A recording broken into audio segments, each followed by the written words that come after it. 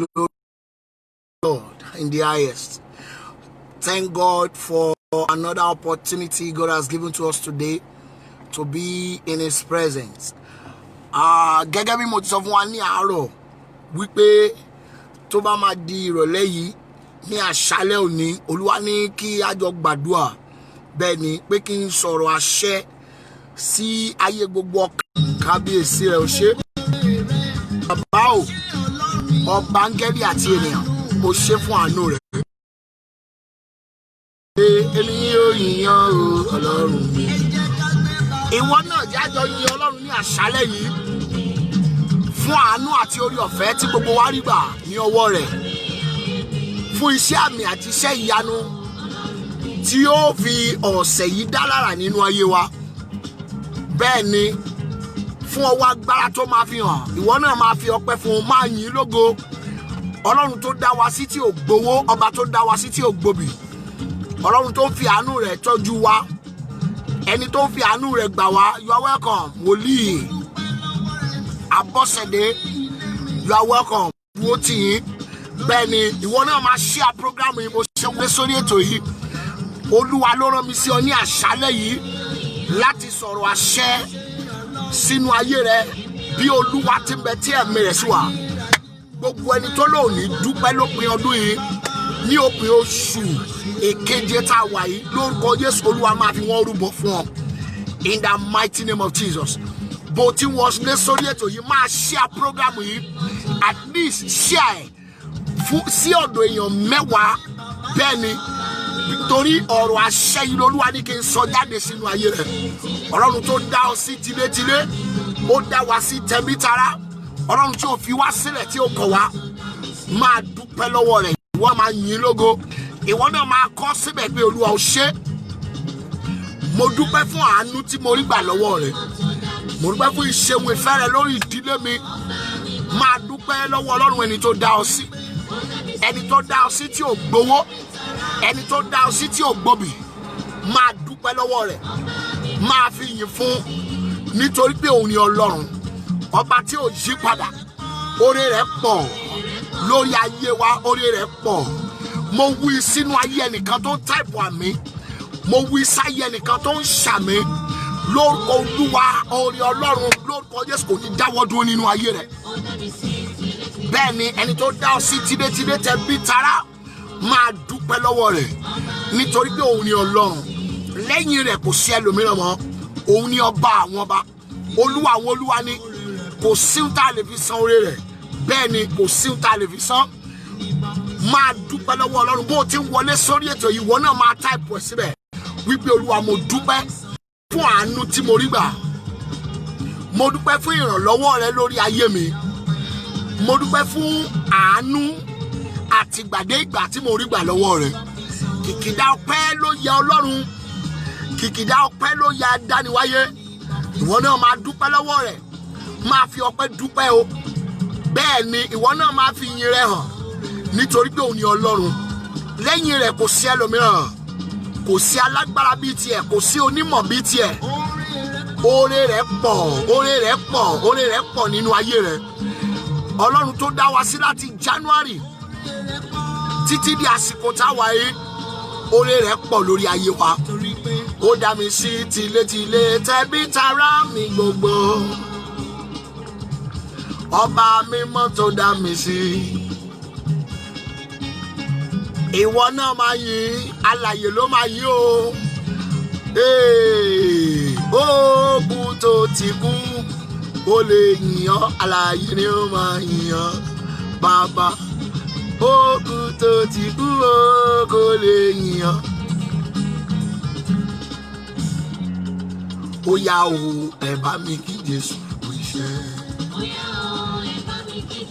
Ìwọ náà máa kí gbogbo iṣẹ́, máa kí gbogbo iṣẹ́ lórí ayé rẹ, máa kí pé ó kú iṣẹ́ lórí ẹbí rẹ, lórí ọmọ rẹ ó kú iṣẹ́, lórí aya rẹ ó kú iṣẹ́. Máa kí bí Olúwa mo kí ọ, ó kú iṣẹ́ lórí ayé mi, ó kú iṣẹ́ lórí ẹbí mi. Bó ti wọlé sórí ètò yìí máa share ẹ̀, bó ti share ẹ̀ máa invite àwọn èèyàn. Bẹ́ẹ̀ ni bí a ti ń parí oṣù keje ìyanu àkànṣe ó máa ṣẹlẹ̀ nínú ayé rẹ̀ máa ṣàmì bẹ́ẹ̀ ni bó ti wọlé sórí ètò yìí máa kí Ọlọ́run máa dúpẹ́ lọ́wọ́ rẹ̀ nítorí pé òun ni Ọlọ́run lẹ́yìn rẹ̀ kò sí ẹlòmíràn mọ́ ó máa ní bó ti wọlé sórí ètò yìí máa share program yìí at least nígbà mẹ́wàá máa share rẹ̀ bó ṣe ń share ẹ̀ ohun ọpẹ́ ohun ayọ̀ ohun ìyìn lórúkọ Jésù kò ní tán nílé rẹ̀ bẹ́ẹ̀ ni máa fi yìn fún aládé wúrà ní ọba àwọn ọba ní olúwa àwọn olúwa ní o kò sẹ́ni tó dàbí rẹ̀ ẹ̀kẹ́ni nínú iná ọba aládé wúrà máa dúpẹ́ lọ́wọ́ rẹ̀ máa fi yìn fún bẹ́ẹ̀ ni ó kù ìṣẹ́jú méjì ìwọ náà máa táìpù ẹ̀ síbẹ̀ pé olúwa ó ṣé mo dúpẹ́ fún àánú tí mo rí gbà máa dúpẹ́ fún ìṣeun ìfẹ́ rẹ̀ lórí ayé rẹ̀ ìwọ náà máa kọ síbẹ̀ oh my God máa gbọ́ ohun tó lórí yìí sọ́sà. God bless you as you are coming in, as you are joining this program. Begin to share this program. Oh, kò sí condition tí kò ní jẹ́ ń dúpẹ́. Èmi kò ní o, èmi kò ní o. Kò sí condition tí kò ní jẹ́ ń dúpẹ́. Máa dúpẹ́ lọ́wọ́ rẹ̀ torí pé kò sí condition tí ò ní jẹ́ kó dúpẹ́. Ẹ dúpẹ́ lọ́wọ́ Ọlọ́run sà. Ẹ dúpẹ́ mà. Ẹ fi ọpẹ́ fún sà.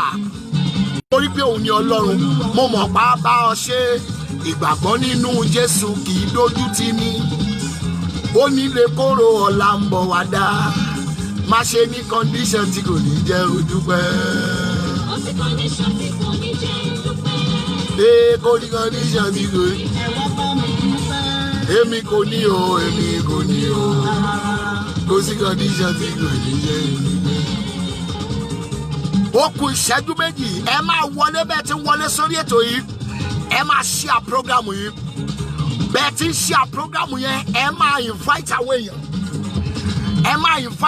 èèyàn ẹ jẹ́ kí àwọn ènìyàn máa wọlé bí wọ́n ti wọlé sórí ètò yìí bẹ́ẹ̀ ni ìwọ náà máa share program yìí at least sí èèyàn mẹ́wàá share sí gbogbo groups tó wà nítorí pé Ọlọ́run máa ṣe ìyanu nínú ayé rẹ. Oore tí ò ní condition Ọlọ́run máa ṣe fún ọ bẹ́ẹ̀ ni sà máa dúpẹ́ fún un máa dúpẹ́ lọ́wọ́ rẹ̀ pé Olúwa ó ṣe àwọn náà ń dúpẹ́ bàbá mi ò wòlíì Ọlọ́run wòlíì àgbà Oyèlámì mo kí yín sà ẹ káàbọ̀ sórí ètò yìí bẹ́ẹ̀ ni agbára Ọlọ́run nínú ayé yín kò ní dòkú àṣẹ Ọlọ́run nínú ayé yín á máa pọ̀ sí sà bẹ́ẹ̀ ni Olúwa ní kí gbogbo wa kájọ bá òun pàdé ní àkókò yìí sà fún ọ̀rọ̀ ìsọtẹ́lẹ̀ bẹ́ẹ̀ ni bí Olúwa ti rán mi ní àṣálẹ́ yìí yẹn ṣùgbọ́n ẹ jẹ́ kí gbogbo wa bẹ̀ sí dúpẹ́ ẹ jẹ́ ká máa yìn ká má ní kọ̀díṣẹ̀ kan tí a ò fi ní dúpẹ́ lọ́wọ́ Ọlọ́run. Yes, Sister Bola, God bless you. The Lord will be with you. The Lord will be your strength. Yes, as you are joining this program, the Lord will lift you high. Make sure you are sharing this program. Ẹ máa share ọ̀rọ̀ àṣẹ l'Olúwa rán mi sí ọ bẹ́ẹ̀ ni torí ìyanu máa ṣẹlẹ̀ gẹ́gẹ́ bí ohun tó Olúwa sọ fún mi nínú ayé ẹnìkọ̀ọ̀kan tó wò mí ìyanu máa ṣẹlẹ̀ láyé rẹ. Oh my God, ó kù ṣẹ́jú kan sà ẹ jẹ́ kájọ máa sọ pé Olúwa ò ṣe oh my God, Ọlọ́run ò ṣe ọba áńgẹ́lì àti ènìyàn bí a ti wọlé sórí ètò yẹn jẹ́ ká máa share program yìí bá a ti share ẹ jẹ́ ká máa invite àwọn èèyàn bẹ́ẹ̀ ni sà àṣẹ Olódùmarè ló rán mi sí ọ lónìí agbára Olódùmarè ló ní kí n bá ọ sọ̀rọ̀ ní àkókò yìí mo fẹ́ kó máa ṣàmì bẹ́ẹ̀ ni lẹ́yìn tá a bá ti yan Ọlọ́run tán a fẹ́ lọ nínú ọ̀rọ̀ àṣẹ yìí bẹ́ẹ̀ ni I am welcoming everyone to you. I am welcoming everyone to this program. Bàbá mi, bàbá wòlíì, Akínọlá Fáṣàwẹ̀, with due respect sir, lórúkọ Jésù, iṣẹ́ rere tọ́lọ́run ti bẹ̀rẹ̀ nínú ìjọ yẹn, lórúkọ Jésù kò ní dáwọ́ dúró. Oore tọ́lọ́run ti ṣe tó múnú yín dùn yẹn sà, lórúkọ Jésù ayé ò ní bàjẹ́. Bàbá wòlíì, Akínfàṣàwẹ̀ lórúkọ Jésù pẹ̀lú gbogbo ìbọ̀wọ̀ fún sà iṣẹ́ ìránṣẹ́ yín lórúkọ Jésù á máa gòkè sí ni bẹ́ẹ̀ ni ilé ìjọsìn yẹn lórúkọ Jésù Ọlọ́run máa bá wa parí ẹ̀ in the mighty name of Jesus torí mi náà ń bọ̀ ń bẹ̀ láti ṣiṣẹ́ Olúwa pẹ̀lú àṣẹ Olódùmarè bẹ́ẹ̀ ni sà. Ní kòríta tá a dé yìí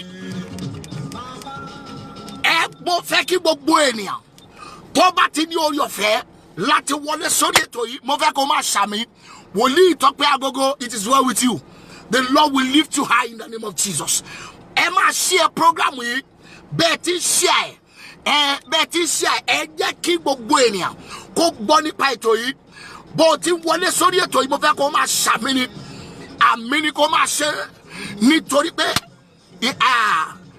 Bọ́lá Rukayat it is well with you agbára Ọlọ́run máa ṣe tiẹ̀ láṣẹ pé gbogbo ènìyàn máa ṣàmì gẹ́gẹ́ bí wòlíì ni mo sọ̀rọ̀ sínú ayé gbogbo ọkàn tó ráyè ṣàmì bí Olúwa ti bẹ tí ẹ̀mí rẹ̀ sí wa ọ̀sẹ̀ títún tó fẹ́ lọ wọ̀ yìí lórúkọ Jésù kò rí àánú gbà má jẹ̀mú rere ọjọ́ pípẹ́ nínú ayé rẹ̀ lórúkọ Jésù ó yá kó wá sí ìmúṣẹ ẹni tá a rán sí ọ láti jí sí ayọ̀ fún ọ lọ́sẹ̀ yìí lórúkọ Jésù ó máa jí sí ayọ̀ fún ọ agbára tó ń dá ọ dúró agbára tó ń dí ọ lọ́wọ́ tí ò jẹ́ kí ìyanu ṣẹlẹ̀ nínú ayé rẹ̀ mo pa á láṣẹ ní agbára náà kó gbiná sọnù gbogbo ẹni tó ń wọlé sórí ètò yìí mo fẹ́ kó máa share program yìí bó o ti ń share ẹ̀ mo fẹ́ kí wọ́n náà kó máa ṣàmì bẹ́ẹ̀ ni sà bó a ti ń wọlé sórí ètò yìí mo sọ àsọtẹ́lẹ̀ sínú ayé rẹ̀ ṣẹ̀rí lórúkọ Jésù ọ̀nà rẹ̀ máa là dọ́sìn lórúkọ Jésù Ọlọ́run máa gbé ọ dìde ìyanu Ọlọ́run ó máa ṣẹlẹ̀ nínú ayé rẹ̀ bí ẹ ti ń wọlé sórí ètò yìí make sure kó share program yìí gbogbo agbára dání dúró gbogbo agbára dín ní lọ́wọ́ tí ò jẹ́ kí ìyanu ó ṣẹlẹ̀ nínú ayé rẹ̀ mo pa á láṣẹ lórúkọ Olúwa bó o ti ń sàmì tó ń táìpù àmì yìí agbára náà lórúkọ Jésù ó máa ṣègbè dànù ìrànlọ́wọ́ tí ayé rẹ̀ nílò tó máa fi débi gíga láyé lórúkọ Jésù Ọlọ́run máa yọ̀ǹda rẹ̀ fún ọ bẹ́ẹ̀ ni sà mi ò mọ̀ di tó bá ṣe pé owó ló ń gbé fún Ọlọ́run àní bóyá torí owó yìí náà òun ni ìyanu fi ń ṣẹlẹ̀ nínú ayé rẹ̀ ẹnìkan máa ṣàmì ń bẹ̀ ìrànlọ́wọ́ tó nílò tí ayé rẹ̀ fi máa sáré síwájú lórúkọ Jésù Ọlọ́run máa yọ̀ǹda rẹ̀ fún ọ yé make sure pé o share program yìí tó o bá ti share jẹ́ kí n mọ̀ pé o ti share gbogbo ẹ̀yin tẹ́ ń share program yìí ẹ̀yin tẹ́ ń ṣàmì yìí mo sọ̀rọ̀ àsọtẹ́lẹ̀ sínú ayé rẹ̀ ìrànlọ́wọ́ táyé rẹ̀ nílò ní àkókò yìí lórúkọ Jésù ó máa jáde sí ọ oh my God àánú tí ayé rẹ̀ nílò ní àkókò yìí lórúkọ Olúwa ni mo sọ̀rọ̀ lórúkọ Jésù ó máa jáde sí ọ gbogbo ẹni tó lò máa dá ọ dúró níbi àṣeyọrí gbogbo ẹni tó lò máa dá ọ dúró níbi ògo mo pa á láṣẹ ni agbára wọn lórí ayé rẹ̀ lórúkọ Jésù ó yá kó di asán ìmọ̀ wọn lórí ayé rẹ̀ mo ní kó di òfo ìrànlọ́wọ́ Ọlọ́run èyí tí ń gbé ní sókè tayọ ìṣòro àti ìdààmú ẹnìkan ṣàmì lórúkọ Jésù ó máa jáde sí ọ bó o ti ń wọlé sórí ètò yìí máa share program yìí ọ̀rọ̀ àsọtẹ́lẹ̀ ní sà Olúwa ní kí n sọ àsọtẹ́lẹ̀ sínú ayé gbogbo ọkàn tó gba ohùn Olúwa gbọ́ ọ̀rọ̀ àsọtẹ́lẹ̀ yìí ni mo sọ sínú ayé rẹ̀ gbogbo bí tó dé tẹ́lẹ̀ tó o ti ń sọkún látàkókò yìí lọ ní lórúkọ Jésù ó yá lọ máa bá ayọ̀ pàdé ẹni tó fi ọ ṣẹlẹ́yà lánàá tó ní kí lọ́lọ́run rẹ̀ lè ṣe mo pa á láṣẹ ni láti àkókò yìí lọ ìyanu rẹ̀ kó pa wọ́n lẹ́nu mọ́ ìrànlọ́wọ́ tó o nílò tí wàá fi débi tó yẹ kó o dé láyé lórúkọ Olúwa ni mo gbàdúrà lórúkọ Jésù ó yá kó jáde sí ọ gbogbo ẹni tó fi ẹ ṣẹlẹ́yà lánàá lónìí lórúkọ Jésù ó yá kó bá ọ ṣayẹyẹ ọ̀sẹ̀ títún tá ń wọ̀ lọ yìí lórúkọ Olúwa ni mo gbàdúrà ìyanu tó o lérò pé ó lè ṣẹlẹ̀ láyé lórúkọ Jésù ó yá kó jáde ayé rẹ̀ lọ́dọ̀ ẹni tó ti bèrè ìrànlọ́wọ́ tẹ́lẹ̀ tó sọ fún ọ pé kò sí ìrànlọ́wọ́ lọ́dọ̀ ẹni tó ti bèrè àánú tó ní kò sí àánú fún ọ bó o ti ń ṣàmì tó ń ṣe àpọ́gàmù yìí lórúkọ Jésù àánú kó tibẹ̀ jáde fún ọ bẹ́ẹ̀ ni sà máa ṣe ẹ̀ sí gbogbo contact yẹn àwọn groups tó wà ìwọ náà máa ṣe àpọ́gàmù yẹn síbẹ̀ torí bó o ṣe ń ṣe ẹ̀ gbọ́ mi àṣẹ Olódùmarè ni ó máa polongo ayé rẹ̀ ilẹ̀kùn tó kàn tí ò ṣí láti bẹ̀rẹ̀ oṣù yìí mo wí ni o òní ni Sunday tó gbẹ̀yìn nínú oṣù keje àṣálẹ̀ rẹ̀ láwa yìí mo pa láṣẹ sínú ayé rẹ̀ gbogbo ohun tó jẹ́ ẹ̀dùn ọkàn rẹ̀ ó yá ọlọ́run kó yọ̀ǹda rẹ̀ fún ọ. bẹ́ẹ̀ ni ẹni tó fi ọ́ ṣẹlẹ́yà tó fi ọ́ ṣẹ̀sín wípé kí lọ́lọ́run rẹ̀ lè ṣe mo pàṣẹ lórúkọ olúwa pé láti àkókò yìí lọ ìyanu rẹ̀ lórúkọ jésù ó yá kó pa wọ́n lẹ́kún.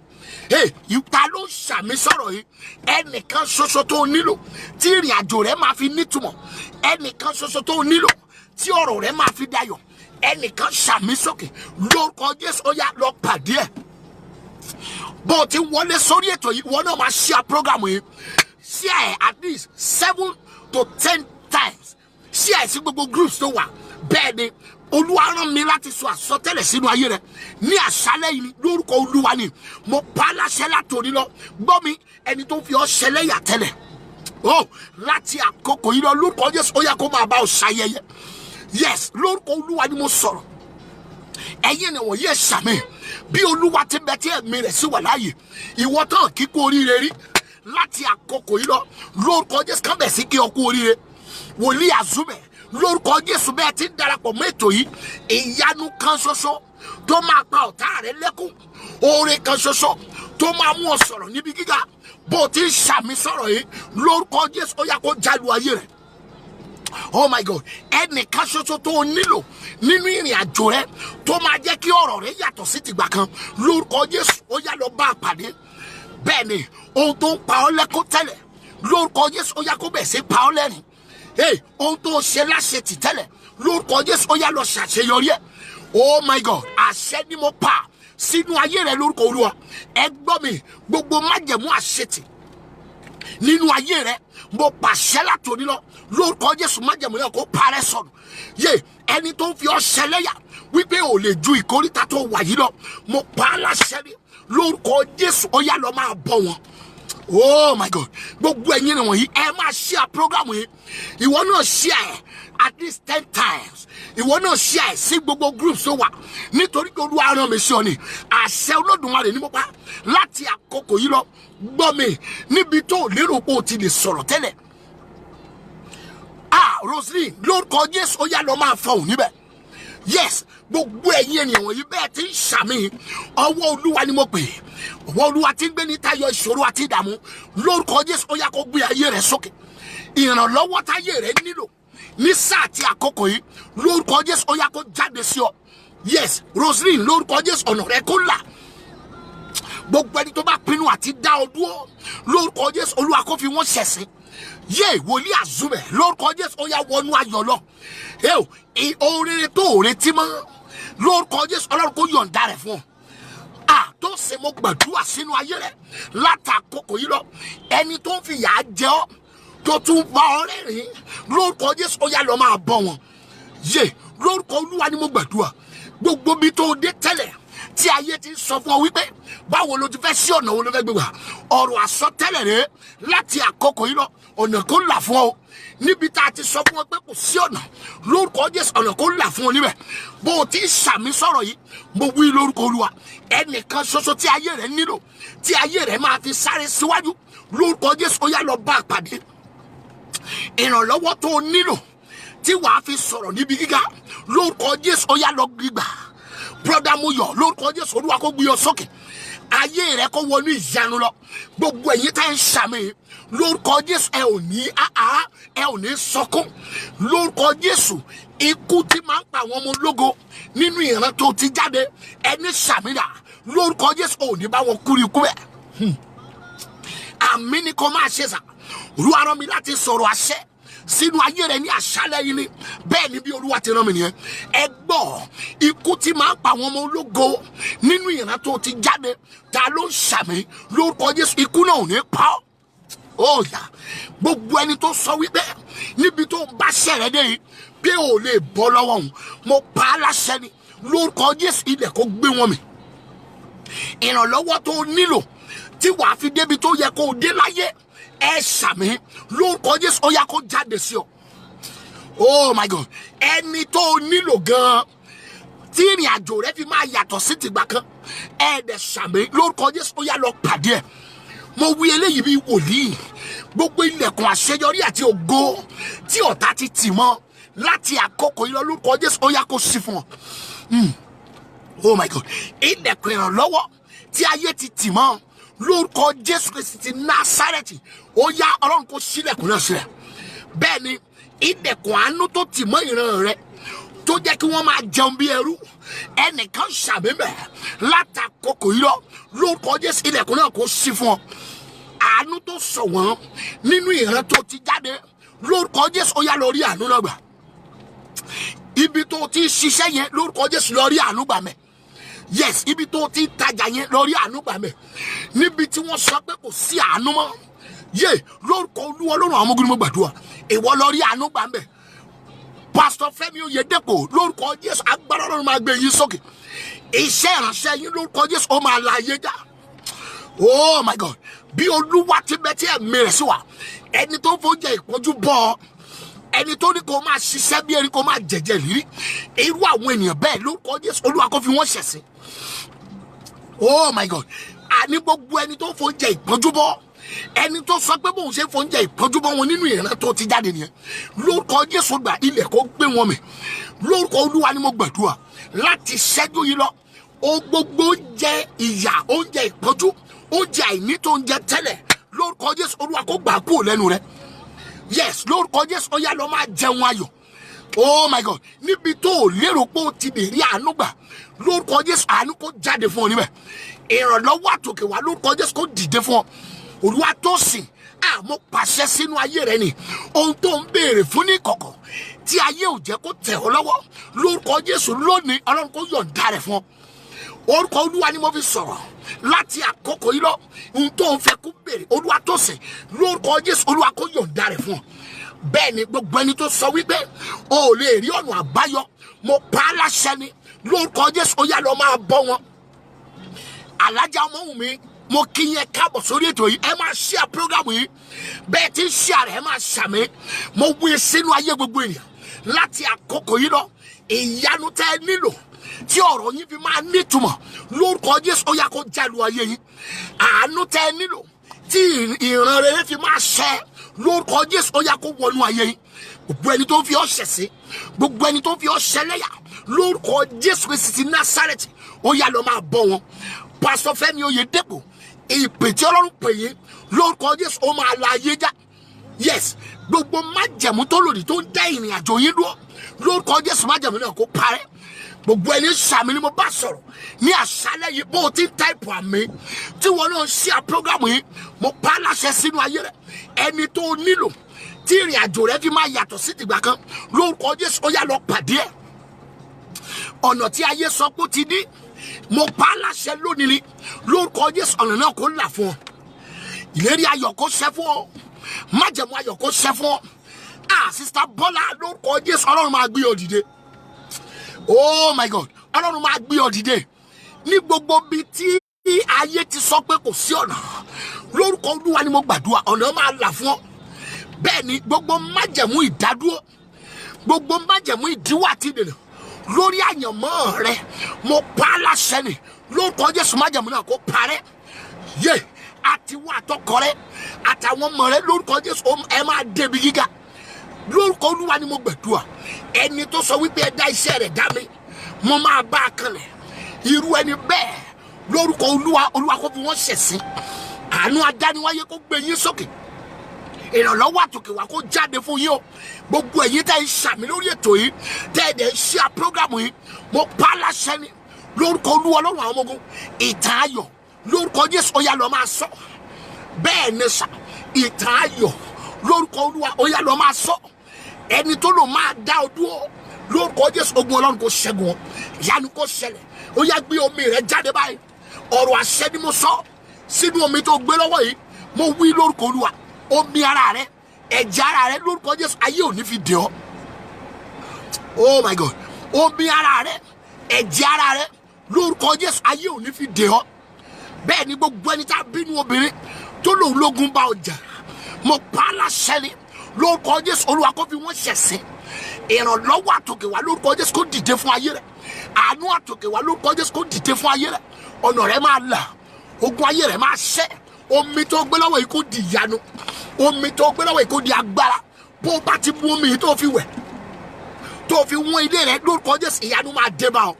bẹ́ẹ̀ ni omi àánú tó gbẹ lára rẹ bó bá ti mú omi lórúkọ Jésù kó máa sun jáde padà. Ìyanu kó ṣẹlẹ̀ kẹ́rí ọwọ́ Ọlọ́run gbogbo ènìyàn ṣàmì láti àkókò yìí lọ ìkólọ rẹ lórúkọ Jésù Olúwa kó dá padà fún ọ. Ìkólọ rẹ látòní lọ lórúkọ Jésù Olúwa kó dá padà fún ọ. Ìyanu kó ṣẹlẹ̀ ohun gbogbo tó fi ìlàágùn rẹ kójọ ẹ ṣàmì o lórúkọ Jésù ayé ò ní fi ẹkún gbàdánù lọ́wọ́ rẹ. Gbogbo tó fẹ̀rín kójọ láyé lórúkọ Jésù ò ní fẹ́ kó pàdánù rẹ. Ẹni ṣàmì ni mo bá sọ̀rọ̀ ohun gbogbo tó fi làágùn rẹ kójọ láyé lórúkọ Jésù ayé ò ní fẹ́ kó gbà lọ́wọ́ rẹ. Ìyanu kó ṣẹlẹ̀ ọ̀nà rẹ là ó ìlérí ayọ̀ ṣẹ fún ọ. Ògo ni fún orúkọ Olúwa. Ó ṣé Ọlọ́run, ó ṣé Ọlọ́run, ó ṣé Ọlọ́run. Ẹ gbọ́ ẹ ṣàmì gbogbo ẹ̀yin nìwọ̀nyí ẹ pariwo àmì ní ìgbà mọ́kànlélógún ni o. Bẹ́ẹ̀ ni àmì 21 ló máa ṣe. Ẹni tó o mọ̀ tá a mọ̀rọ̀ rẹ lọ fún ta ni kó máa jẹ ọ́ níyà mo pa á láṣẹ látòní lọ lórúkọ Jésù idà Ọlọ́run kó jẹ wọ́n run. Lórúkọ Jésù idà Ọlọ́run kó jẹ wọ́n run. Ẹni tó bá yá rẹ jà ẹni tó bá bàbá rẹ jà tó ní wọ́n ló kàn tó ń fẹ́ ṣẹ́gun irú àwọn ènìyàn bẹ́ẹ̀ lórúkọ Jésù Olúwa kó fi wọ́n ṣẹ̀sín ọ̀nà rẹ kó la o ìyanu kó ṣẹlẹ̀. Ògo ni fún orúkọ Olúwa. Ó ṣé Ọlọ́run. Ẹ gbọ́ èdè tí mo gbọ́ yìí Olúwa wí fún mi wípé ní kùtùkùtù òwúrọ̀ ọ̀la ní ọjọ́ Ajé ní aago 6:30 by 6:30 bẹ́ẹ̀ ni sà 6:30 Nigeria time Olúwa ní gbogbo àpàdé ká tún jọ gbọ́ ọ̀rọ̀ àṣẹ ní kùtùkùtù òwúrọ̀ kí a tó jáde. Olúwa sọ bí wípé gbogbo ènìyàn lọ sẹ́ẹ̀tì aláwọ̀ ẹ 6:30 in the morning. Bẹ́ẹ̀ ni Olúwa sọ wípé òun fẹ́ ṣe ohun ìyanu ní ọ̀sẹ̀ tá a wà yìí ọ̀sẹ̀ tá a máa mú ní ọ̀la yìí Olúwa ló ń fẹ́ ṣe ohun àrà. Olúwa ní ká sọ̀rọ̀ àṣẹ yìí. God bless you. Yẹ́misí Ọlárẹ̀wájú, it is well with you. Thank you for joining this program. Gbọ́ mi ní kùtùkùtù ní òwúrọ̀ ọ̀la by 6:30 jẹ́ ká jọ pàdé lórí ètò yìí. Bẹ́ẹ̀ ni sà Olúwa sọ pé òun fẹ́ ṣe ìyanu àkànṣe nínú ayé gbogbo ọkàn ní ọ̀sẹ̀ tó parí oṣù keje wọnú ọ̀sẹ̀ tó wọnú oṣù kẹjọ. Ẹ kíyèsí ìròyìn ayọ̀ ẹnìkan máa ṣàmì tí etí rẹ ò gbọ́ rí lórúkọ Jésù ó yá kó dé tí gbọ́ rẹ̀. Oh my God, ìṣẹ̀lẹ̀ ayọ̀ tí ò ṣẹlẹ̀ sí ọ rí tí àwọn èèyàn fi kí ẹ ní congratulation mo wí lórúkọ Olúwa ni látòní lọ ìṣẹ̀lẹ̀ ayọ̀ náà ó yá kó bẹ̀ sí ṣẹlẹ̀ sí ọ. Yes, bẹ́ẹ̀ tí wọlé sórí ètò yìí máa share program yìí o máa share invite àwọn èèyàn jẹ́ káwọn náà mọ̀ wípé Ọlọ́run tún ti dé pẹ̀lú wa gbára ní àárọ̀ ọ̀la by 6:30. Bẹ́ẹ̀ ni má gbàgbé má sùn gbàgbé jẹ́ ká jọ pàdé lórí ètò yìí bákan náà ká tún jọ gbàdúrà. Mo gba Ọlọ́run gbọ́ sà wípé ìyanu máa ṣẹlẹ̀. Ẹnìkan ṣàmì lórúkọ Olúwa Ọlọ́run àwọn ọmọ ogun ni mo wí eléyìí pé gbogbo ẹni tó ń fìyà jẹ ọ́ lórúkọ Jésù ó yá ilẹ̀ kó palẹ̀ wọn mọ́. Mo wí lórúkọ Olúwa ni gbogbo ẹni tó yọ àyànmọ́ rẹ lẹ́nu lórúkọ Jésù Olúwa kó fìyà jẹ wọ́n ọ̀nà rẹ kó là. Ọ̀sẹ̀ yìí ló parí oṣù keje tá a tún wọnú oṣù kẹjọ. Kọ́mọláfẹ́ Tèmítọ́pẹ́, God bless you. Thank you for joining this program. Ẹ share program yìí. Bẹ́ẹ̀ ni Olúwa ló ní kí n sọ̀rọ̀ àṣẹ yìí sínú ayé rẹ sà. Olúwa ló ní kí n sọ̀rọ̀ àṣẹ yìí. Bẹ́ẹ̀ ni it's a prophetic time. Wákàtí àdúrà. Bẹ́ẹ̀ ni Olúwa bí òun máa ṣe ìyanu àkànṣe nínú ayé àwọn ènìyàn. Ìdí tẹ́ fi rí mi ní àkókò yìí yẹn ẹ má gbàgbé wá sọ wípé ní òwúrọ̀ ọ̀la ní aago 6:30 6:30 a.m. Nigerian time ẹ jẹ́ ká tún jọ pàdé lórí ètò yìí ká tún jọ bá Ọlọ́run sọ àsọyépọ̀. Bẹ́ẹ̀ ni sà Olúwa ní kí n súre fún wọn fún ìrìn àjò ọ̀sẹ̀ títún yìí nítorí wípé oníṣẹ́ ayọ̀ máa jẹ́ fún wọn lọ́sẹ̀ yìí. Mo wí lórúkọ Olúwa oníṣẹ́ ayọ̀ máa jẹ́ fún wọn. Àánú adániwáyé ó máa gbé ọ sókè. Ìròyìn ayọ̀ ó máa dé ti gbọ́ rẹ̀. Ìwọ náà máa sọ̀rọ̀ ìròyìn ayọ̀ lọ́sẹ̀ yìí ni Ọlọ́run tó ṣe tèmi ó máa ṣe tiẹ̀ náà. Ìrànlọ́wọ́ máa dìde fún ọ. Ògo ni fún orúkọ Olúwa Jésù Olúwa wa. Àmín àmín àmín lórúkọ Jésù. Má gbàgbé you can subscribe to our YouTube page so that you can see all our programs. So subscribe to our YouTube page at Prophet Samuel Oluwadamilare on YouTube. Bẹ́ẹ̀ ni so our programs wa ẹ máa rí wò ńbẹ̀ gbogbo àwọn ìta ti ṣe kọjá gbogbo àwọn àdúrà tá gbà lórí òkè gbogbo ẹ máa rí ńbẹ̀. Benny, make sure you are joining us by tomorrow morning 6:30 a.m. Olúwa sọ mi wípé kí gbogbo wa pátá ká pàdé wọn lọ́run. Má gbàgbé gbé ìgò omi kan dání sẹ́gbẹ̀ẹ́ rẹ̀ bó bá ti join ètò yìí nítorí pé Olúwa máa jẹ́ kí ọ̀sẹ̀ yìí kó rọrùn fún ọ. Omi àánú tó gbẹ lára rẹ̀ ó máa sun jáde padà. Ẹni tó sọ pé òun ti parí iṣẹ́ lórí ọ̀rọ̀ rẹ̀ wípé kò sí nǹkan tó lè ṣe mọ́, Olúwa ní kí n sọ fún ọ wípé ìwọ ló máa bọ̀ wọn. Bẹ́ẹ̀ni ìran rẹ̀ ó máa ṣẹ. Yes, májẹ̀mú rere yẹn ó máa ṣẹ fún ọ, ìgbàgbọ́ ni kò ní. Má ṣe yèmí. Bẹ́ẹ̀ni Ọlọ́run ti ṣèlérí, mo sọ ní ọ̀sán nígbà tí a gbàdúrà wípé Bíbélì sọ wípé nínú ìwé Numbers chapter 40 verse 24 ó wípé Ọlọ́run sọ fún Mósè wípé bí èmi ti wà ní tòótọ́ ó ní ohunkóhun tí ẹ̀yin bá wí ní etí mi ó lè mí ó ṣe. So ní ọ̀sẹ̀ yìí tá a ń wọ̀ lọ yìí, ìwọ ni kó máa sọ rere nípa ara rẹ. Say positive things concerning yourself. Say good things concerning your family. Say good things concerning your work, your business, your ministry. And as you are saying it, I am giving you 100% assurance. Good things will come on your way. Má gbàgbé